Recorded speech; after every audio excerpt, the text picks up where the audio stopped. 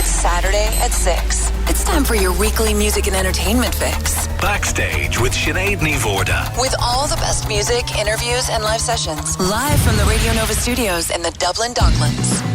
Hello and welcome along to the show. It is Sinead with you here until 7 o'clock. Thanks so much for tuning in and joining me backstage. What a show I have lined up for you today.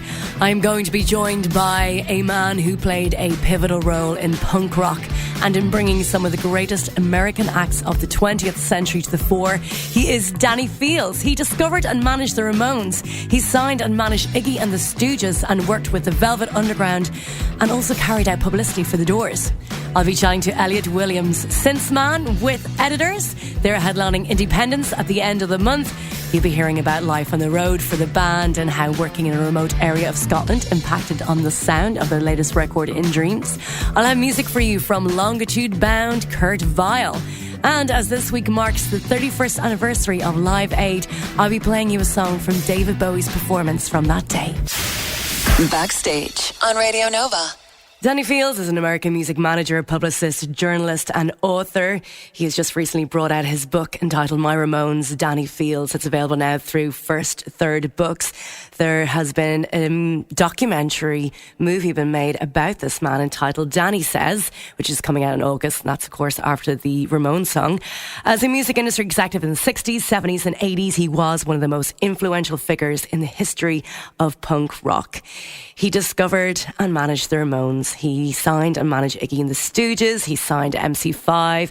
He worked in a publicity role for the Doors. He's been involved with the Velvet Underground and Modern Lovers. He got to see the Velvet Underground rehearse every day in Andy Warhol's factory. And he is joining me next on Backstage to talk about all the above, as much as we can get in anyway. So I'm going to kick things off with music from the Ramones. This is I Want to Be Sedated on Radio Nova.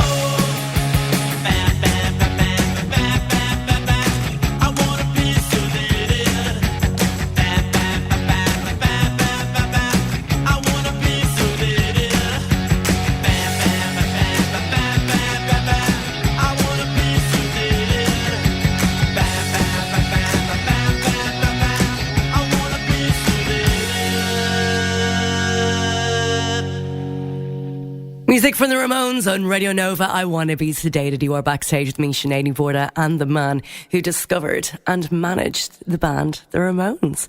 In 2014, the New York Times said he could make a convincing case that without Danny Fields, punk rock would not have happened. And joining me now backstage is Danny Fields. Well, Danny, thanks so much for joining me today. My pleasure. Thank you for having me here. Not at all. So how's your trip to Dublin been so far? It's been packed with wonderful people and a beautiful city, and I had not known what to expect, but it's amazing. Yeah. It's amazing. That's really cool to this. hear. Wow. Well, it looks like you might be coming back because it seems like I would love to come back. You're a bit taken. Best welcome I ever had. Really? Yeah. So glad to hear it. There's such a love for music and culture and just conversation and stuff like that. So I've known that. Yeah, sure, but I've not experienced it until now. So it's beautiful, wonderful. Oh. A+++. A+++. Well, you're so welcome here. Tell me about the time that you first discovered the Ramones and what it was that grabbed you about them. Obviously, there weren't a lot of bands who were making those short, sharp songs and playing to 160 beats per minute. But when you saw them, what was that feeling that it evoked? Feeling was great because they had wanted me to see them. I was writing a weekly column about what's happening, news and gossip, and opinion, and I would recommend to the readers.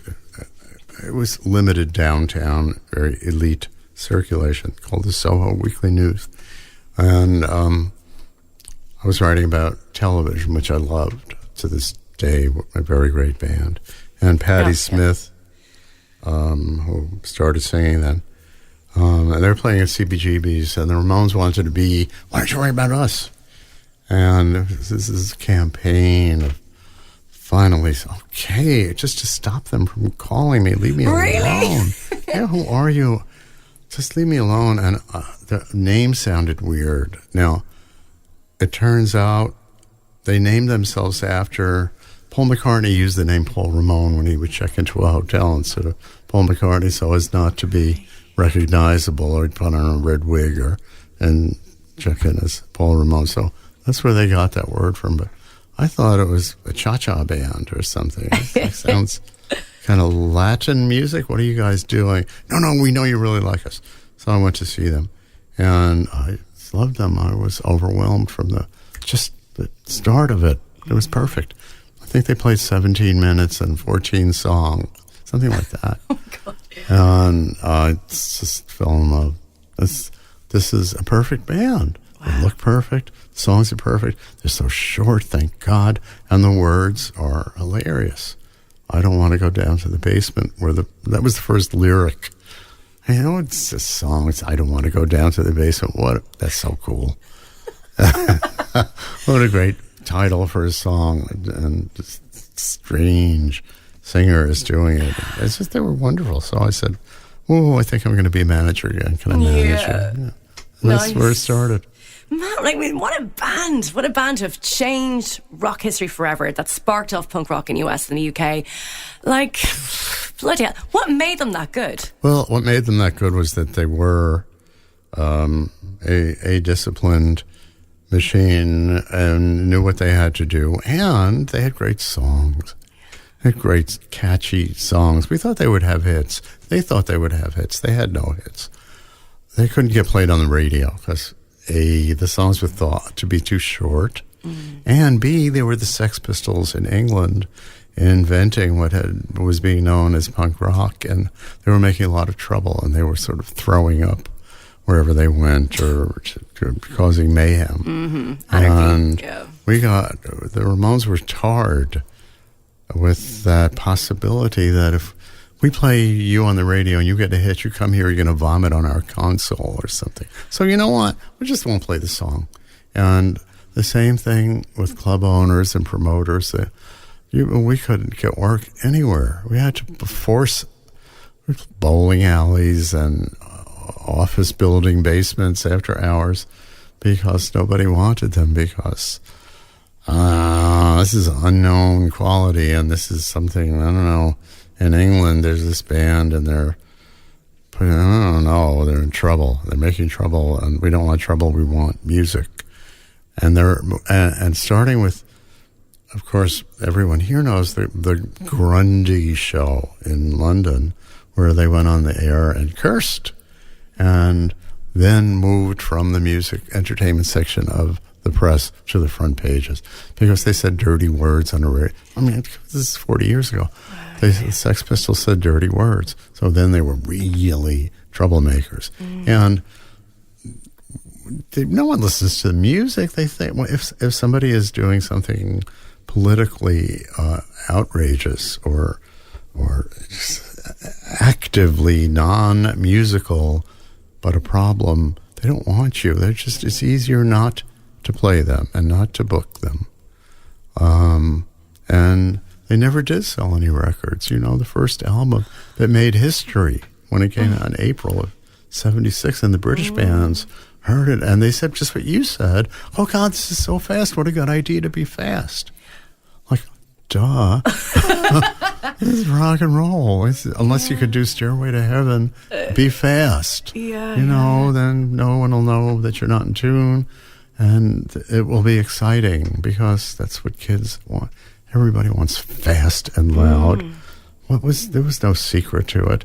And don't tune up between songs. And I say this everywhere I go, and I say that to whenever I meet a new band. I have one piece of advice for you. I haven't even heard you play yet, but this is it. Do not tune up between songs. The show falls like a balloon out of the sky that's been hit with a BB gun. The air will go out of what you have started to do. Really? Just keep the momentum going? Just keep it going, And then Joe Strummer said, of The Clash, was so wonderful, said, wow, you couldn't slide a cigarette paper between any two of those songs. They saw them July 5th, 1976, 40 years ago last week. And they were so impressed. This is, what a way to do it. Yes, no one knows if you're in tune. Oh, and they stand there and they kind of look at each other like, what do we do next? And they go, plong, and the other one goes, plong. Do you think the audience is like that?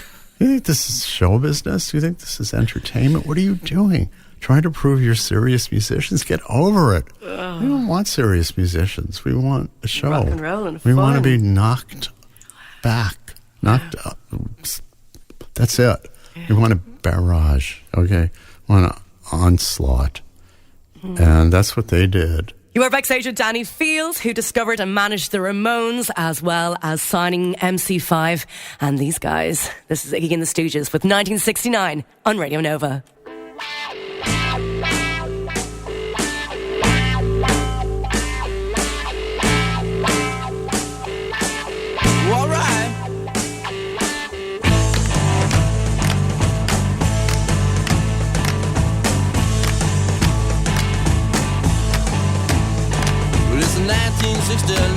Okay.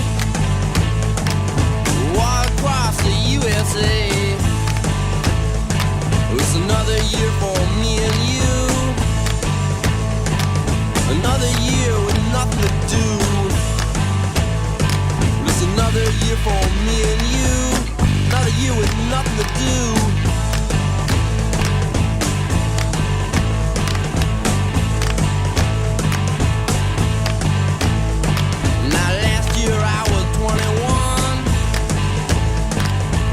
I didn't have a lot of fun, and now I'm gonna be 22. I say oh my and a boo-hoo. Yeah, now I'm gonna be 22. Oh my and a boo-hoo.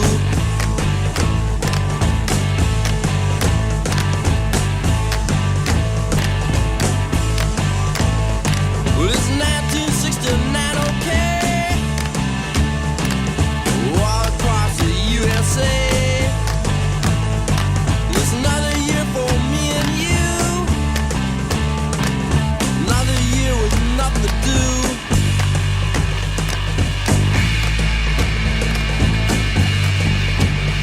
And it's 1969. And it's 1969. And it's 1969, baby.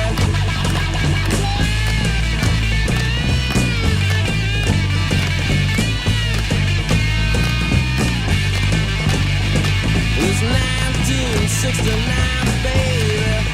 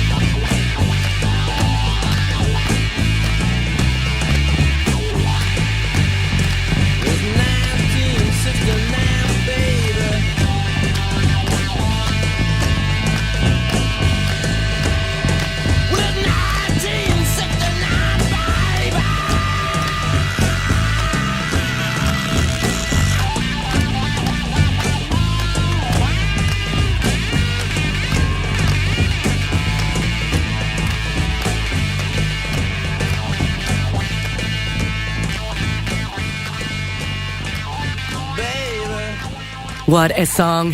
1969 from the Stooges on Radio Nova.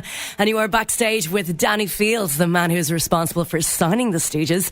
Now, Danny, there's so many bases I'd love to cover, and I just want to keep you here all day and all night to talk about everything from Andy Warhol and the Factory to Velvet Underground. But I'd like to ask you about working as a publicist with The Doors. And yourself and Jim didn't have the best of relationships? No, we hated each other. Oh, and, God. He was, it was my fault. I took liberties with what I thought there were aspects of his image or persona that I could handle. The one thing we did, the very first wonderful picture of him that was a breathtaking, it's no shirt and a little necklace of beads and that hair, and he never looked that good again. He came to hate that picture because as he got old and fat and beardy and bloated, that picture would be there too. It was like the picture of Dorian Gray, the opposite. Yeah. That picture was there, and he was, but we put it in the right place at the right time, and the headline was Next Teen Idol. Then they had Light My Fire, which was one of the great number one hits of the decade. We kind of had a falling out when I kidnapped him, and then he would beg the record company president to fire me. And the record company president, because I can't fire someone just because he kidnapped you. So Danny, I don't want to go into the details of that. That's all somewhere else. Though? I mean, yeah. What did he do? I didn't really kidnap him. He was so drunk and stoned and had eaten so much chemical stuff and drunk so much liquid stuff. And we were in the hills of Hollywood, and he was getting ready to leave, and I thought, he's going to get in that car and drive off a cliff, and I'm going to get fired. So I took the keys out of the ignition of his little red car that he virtually lived in. It was like his house.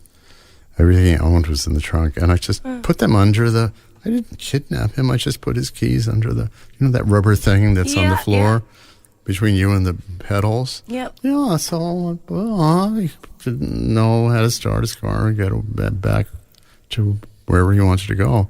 So he became a prisoner of a house called the Castle in the Hollywood Hills. He just couldn't walk away from there. There was nowhere to go except downhill forever. There were no phones. There were no cell phones then in existence, because this is so in another, Paleolithic era. And he considered himself to have been kidnapped, and this kind of person does not like to be kidnapped. He wants to be powerful, and who does? You saved his life. I didn't say, you know what? I don't know. I thought I was. This is, I didn't know. But you were doing your job. I don't know. Was that my job to take his car keys away?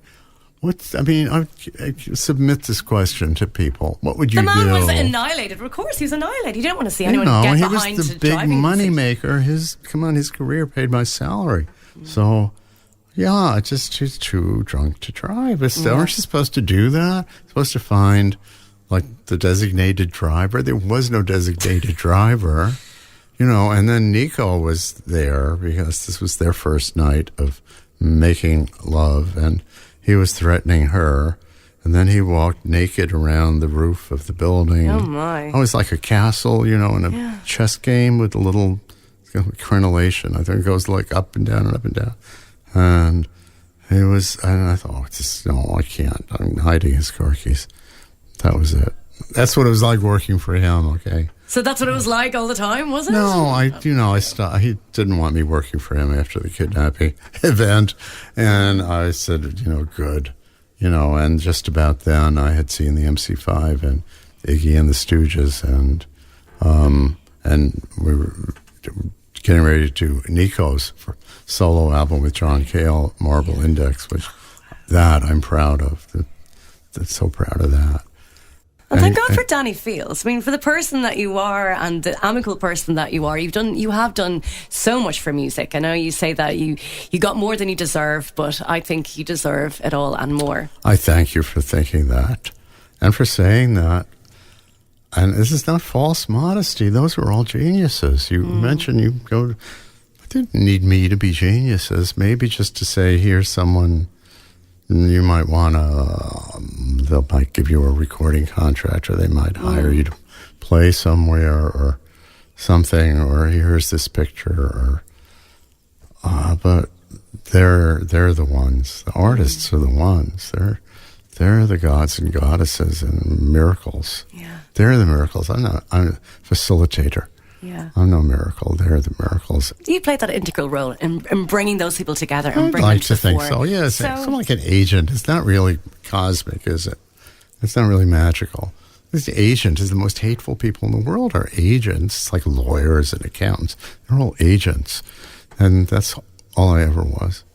You worked your magic, Danny. But I had a good sense of humor about it. Yeah. You know. Sense of humour and magic. No, Danny Fields, it's been a pleasure. Thank you so much for your time today. Thank you. And thank you, Dublin, for being a beautiful, wonderful, vital, vibrant, wonderful, fabulous city where all the great people who meant everything to me, like James Joyce and Yeats and Oscar, and wow, it's just the center of human achievement is here.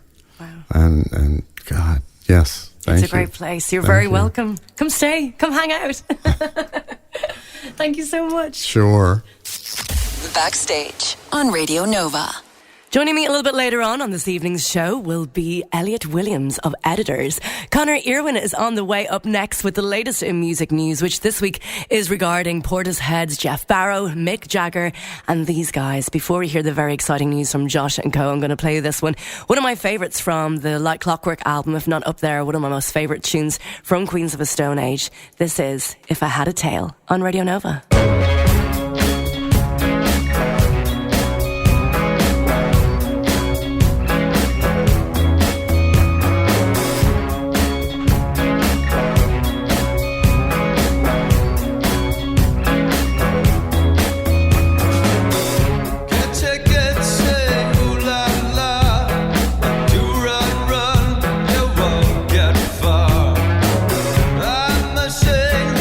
Obsolete.